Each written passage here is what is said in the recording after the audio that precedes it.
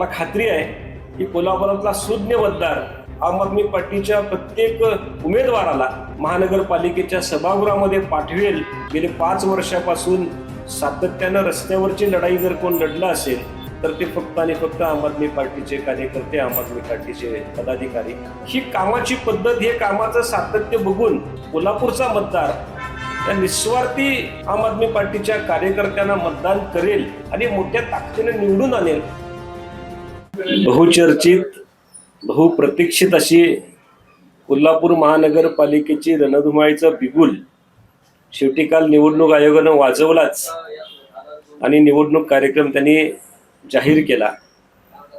खूप दिवसापासून कोल्हापूरचे मतदारांनी लोकप्रतिनिधींची वाट बघावी आणि ती घटका आता जवळ आल्या असं म्हणलं तरी पण काय हरकत नाही. या महानगरपालिकेच्या निवडणुकीच्या निमित्तानं मला आवर्जून सगळ्या कोल्हापूरकरांना सांगायचं आहे, गेले 5 वर्षापासून सातत्यानं रस्त्यावरची लढाई जर कोण लढलं असेल तर ते फक्त आणि फक्त आम आदमी पार्टीचे कार्यकर्ते, आम आदमी पार्टीचे पदाधिकारी. जिथं जिथं एखादी गोष्ट चुकीच्या पद्धतीनं केली जाते, जिथं जिथं भ्रष्टाचार होतोय, जिथं जिथं अधिकाऱ्यांची मनमानी होते, अशा सगळ्या प्रसंगामध्ये आम आदमी पार्टीनं रस्त्यावर उतरून लढाई केलेली आहे.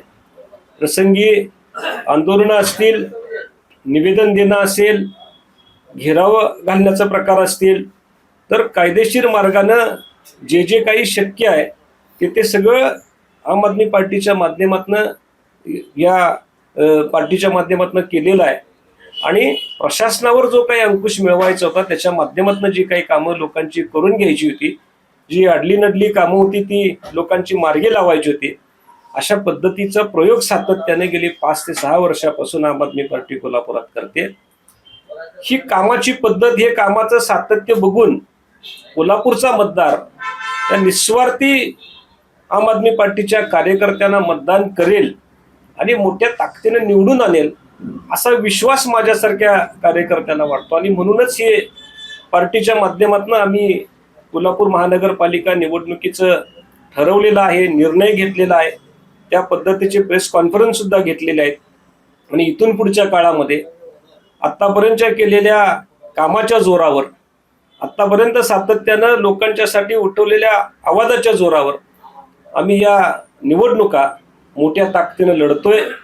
आणि मला खात्री आहे की कोल्हापुरातला सुज्ञ मतदार आम आदमी पार्टीच्या प्रत्येक उमेदवाराला महानगरपालिकेच्या सभागृहामध्ये पाठवेल आणि ती काळाची गरज आहे.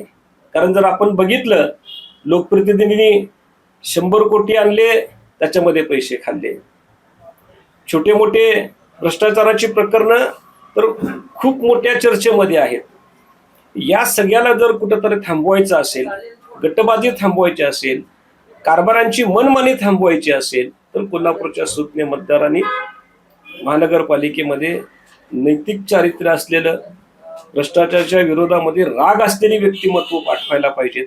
आणि अशीच उमेदवार आम्ही उभे करू की जे कोल्हापूरच्या विकासासाठी काम करतील, कोल्हापूरच्या डेव्हलपमेंटमध्ये जास्तीत जास्त सिंहाचा वाटा उचलतील, महानगरपालिकेमध्ये पारदर्शी कारभार करायचा प्रयत्न करतील, टक्केवारी मोडून काढायचा प्रयत्न करतील आणि कोल्हापूरकर याला हमखास पाठिंबा देतील, समर्थन देतील आणि विजयी करून महानगरपालिकेमध्ये पाठवतील अशी मला विश्वास आहे, अशी मला खात्री आहे. जय हिंद.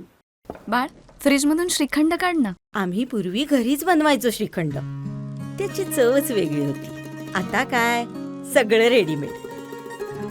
आजी, हे श्रीखंड खाऊन बघ.